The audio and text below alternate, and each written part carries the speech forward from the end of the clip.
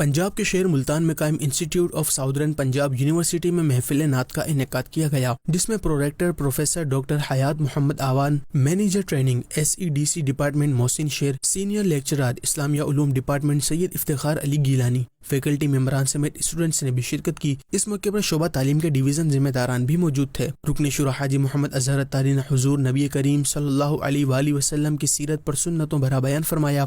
رسول پاک صلی اللہ علیہ وسلم سے بڑھ کر روئے زمین پر کوئی بھی باوقار نہیں ہے، کائنات میں کوئی ان سے بڑھ کر وقار والا نہیں ہے۔ اللہ نے سب سے زیادہ عزت والا، شان والا، وقار والا ان کو بنایا۔ کسی نبی کو ایک معجزہ دیا، کسی کو 2 معجزے دیے، کسی کو 3 معجزے دیے، کسی کو 4 معجزے دیے، اور ہمارے نبی کو رب نے معجزہ بنا کے بھیج دیا، ان کو سراپا معجزہ بنایا۔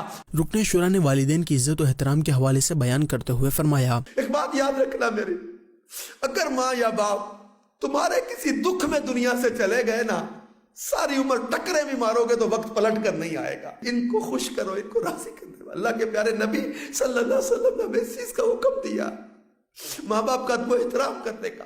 آخر میں دعا کا سلسلہ بھی ہوا، جس کے بعد رکن شورا کو یونیورسٹی کی جانب سے شیلڈ پیش کی گئی۔ محفل نعت کے بعد رکن شورا نے یونیورسٹی عہدیداران سے ملاقات فرمائی اور انہیں دعوت اسلامی کے مختلف شعبجات کا تعارف پیش کرتے ہوئے عالمی سطح پر ہونے والے دینی و فلاحی کاموں کے حوالے سے بھی بتایا۔